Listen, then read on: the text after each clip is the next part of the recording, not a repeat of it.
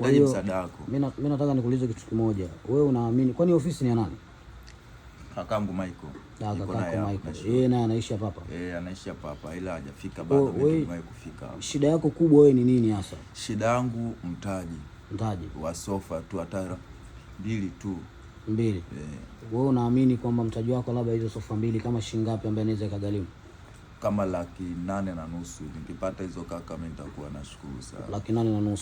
Unaamini kabisa nikikupatia hiyo hela kama mtu wote labda akikusaidia unaweza ukaamini wewe kwamba biashara hiyo ukiifanya na mambo yataenda vizuri, si ndio? Tena vizuri kabisa brother, nitafurahi hata Mungu atakubali. Kwa mfano mimi natokea sasa hivi labda nimeguswa na kusaidia iko kiasi cha fedha nakupa. Sawa. Unaniaminisha ndani ya muda gani, ndani ya miezi mingapi labda nitaona mabadiliko kwako? Hapo chief hadi nataka uongee kitu ambacho unaona kwa sababu hii biashara yako miezi 6 chief. Miezi 6 nitapata mabadiliko. Ninachokihitaji kuona mabadiliko kwako. Sawa. Tatizo sio hela. Ninachotaka kwamba vijana mfanye kazi, na ndio maana wao wanasisitiza fanyeni kazi, fanyeni biashara ili upate fedha, ili upate utajiri, ili upate mafanikio. Unatakiwa ufanye nini? Ufanye kazi, ufanye biashara. Sio, umeelewa?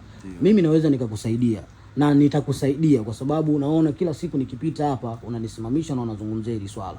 Sawa, nakusaidia. Kwa mfano mimi nakupa hela labda leo.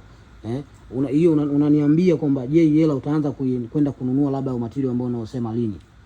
Kesho nitaenda mjini. Una uhakika? Na uhakika. Mimi kesho napita hapa. Nitakuta material.